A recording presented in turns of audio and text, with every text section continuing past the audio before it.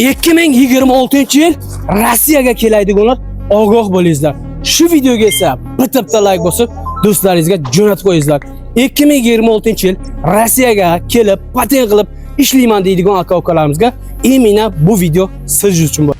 Femizga kelib eng katta xato qilganlar. Ko'ringlar, nima yozilgan bu yoqda? Kim xatosini topdi? Kommentariyaga yozsin. Kanalga obuna bo'lib, bitta like bosib, har doim yangi xabarlar chiqaradi.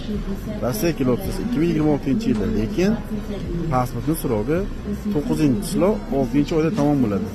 Bu odam hayotda patent ola olmaydi. Buning uchun pasport almashtirib, ana undan keyin kelish kerak. Saxirga kelib, sarson bo'lmaydi, to'g'rimi?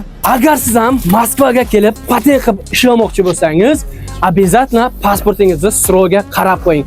Хотя бы 1 yil, 1 oy, yo 1,5 yo 2 yil bo'lishi kerak. Pasportingizni srogi 9 oy, 10 oy, 11 oy bo'lsa, sizga patent berilmaydi. Shu videoga esa bitta like bosib, aka-ukalarimizga tarqatib qo'yamizki, kelib esa lishni rasol qilib, sarson sargardon bo'lmasin. Ular uchun esa bitta like bosib qo'yamiz, bolalar. Mehnat qilishyapti. Musofir yo'lda yuribdi.